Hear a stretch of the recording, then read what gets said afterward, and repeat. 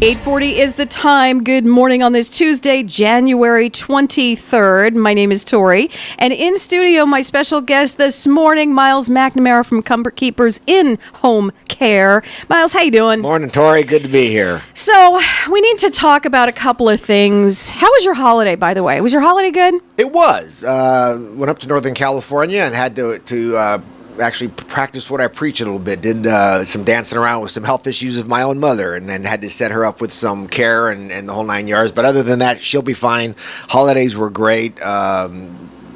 Kind of glad they're over, though. How about you? Well, there's that transition. I love the holidays, but then there's that transition I don't like so much, and now back to normal. And how long do you say Happy New Year? Where's that cutoff? Where is like, what? Come on, stop it. And I just don't say it at all. I just hope everyone has a great New Year, but it's kind of like when it's July and you're still saying Happy New Year. Happy New Year. So, Myles, that's exactly what we're going to talk about today. Perhaps you have seen parents, relatives over the holiday break, and something just wasn't right. Something just wasn't right. Something wasn't sitting well with you. Right. And that's what we're here to talk about. And today I want to talk about stuff, Tori, that'll probably help folks who have loved ones away somewhere else rather than right here in Santa Clarita. Because as we were talking before the show, the folks here who are caring for aging parents, they see them all the time because they're here, they're listening to me, and they probably have parents. But if they traveled afar, a lot of times the holidays, Thanksgiving especially, but the holidays is the one time a year we physically see our parents. True. And so, they do really well on the phone and masking, things for the 5-10 minutes, hi, how are you, how are the kids, that kind of thing. But when we see our parents, it's not, okay, they have deteriorated a lot, they need some help in the home. So what it's what Comfort Keepers does is we help keep seniors safely in their own home, and you actually fit the perfect profile, because I had to tell this to my sister when I went up north, as I said earlier, is usually you have an adult child daughter who gets thrust into the role of caregiver, because that's just who you are, the females, the caring, and not to take anything away from our great male sons out there, but I'm one. But again, as I told my sister, look at your profile. Then you've got an older brother that I do who thinks they know everything and they're the expert, and then you usually have a couple siblings who live afar and do the best they can to help out. Sure. Total scenario that I had to have with a conversation I had with my own family over the holidays. But now it's the new year. We can throw out all those silly inspirational phrases and the cliches. But cliches are cliches for a reason. They're usually true.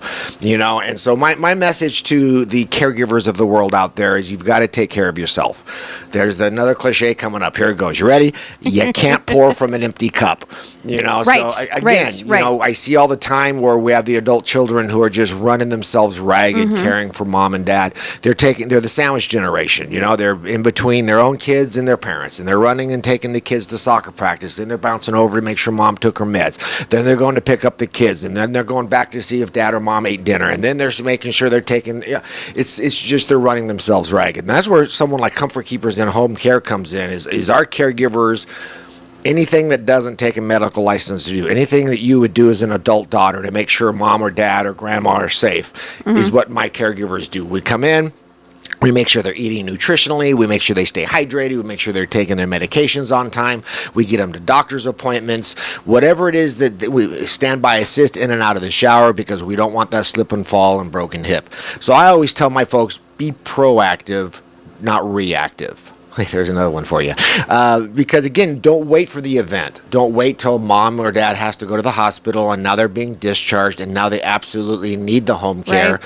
Otherwise, you're taking weeks off of work and you're going to be there with them. So the thing is our seniors want to stay in their own home, and we as the adult children want to keep them there. How many times have we heard saying, I will never put mom in a nursing home?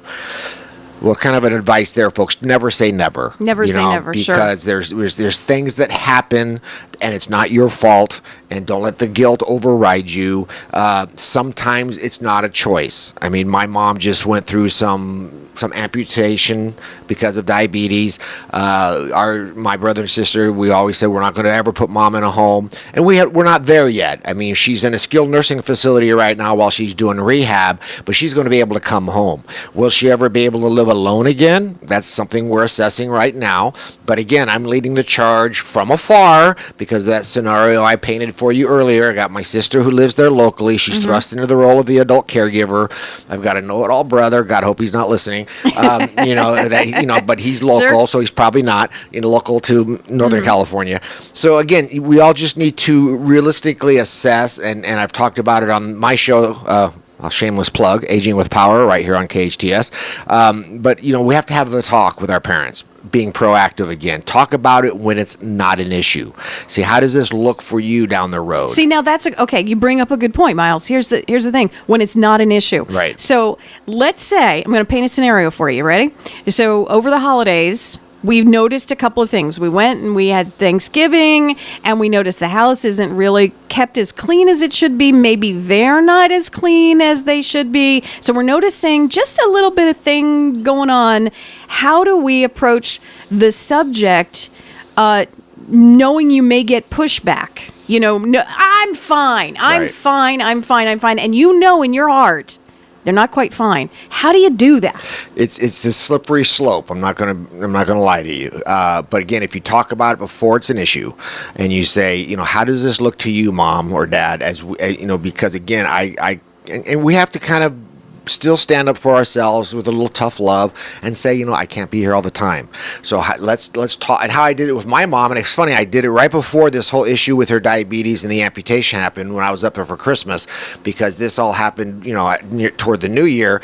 Is I sat my mom down, and because she was, getting wobbly on her feet, and I said, Mom, what does this look like for you? And then she started talking about how lonely she is at home, and so that segued us into talking about assisted living and the options out there. If home care wasn't the option, assisted living. They go by that, mantra of a cruise ship on land and the socialization and things that happen in an assisted living.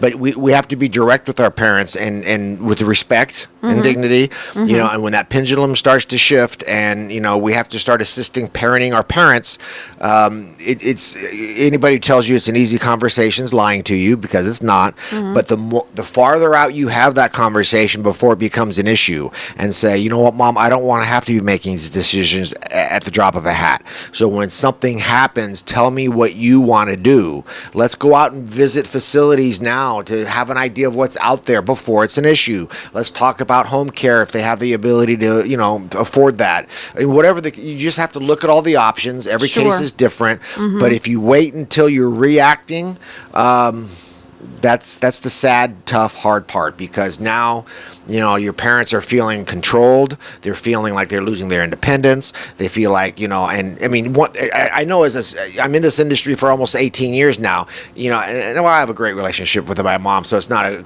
great example, but a lot of times I've talked to physical therapists and physicians even who have tried to tell their parents something, and you know what? Who are they in the eyes of their parents? They're their child. They're the kids. So they're not going to, don't tell me what to do, but you have someone with half the credentials or half the experience. Right. And I'll take you out, but then you talk to somebody with half the credentials or half the, knowledge, and they will take their advice because they're not their child. It's a hard transition for our parents too. We always have to evaluate what they're going through as well. Now you have your children telling you what you can and can't do, so again, have that talk before it's an issue. Talk. Excellent advice. Myles McNamara from Comfort Keepers in-home care. Myles, if we are local and we want to get in touch with you, how do we do that? Do you have Well, you could walk over and see me on Lyons Avenue if you want. I'm right there next to Doc's Inn, the famous Doc's Inn at 23900 Lyons, or call me at 287-4200. ComfortKeepers.com is my major website, but I also bring that down to a kind of grassroots level, SeniorCareSantaClarita.com. And there's some videos on there that answers, frequently asked questions and kind of introduces you to the concept of home care. But that's SeniorCareSantaClarita.com. Excellent. Myles, thanks so much for being in studio with me this morning. It was a pleasure. We'll see you soon. My pleasure as well. Thanks, Tori.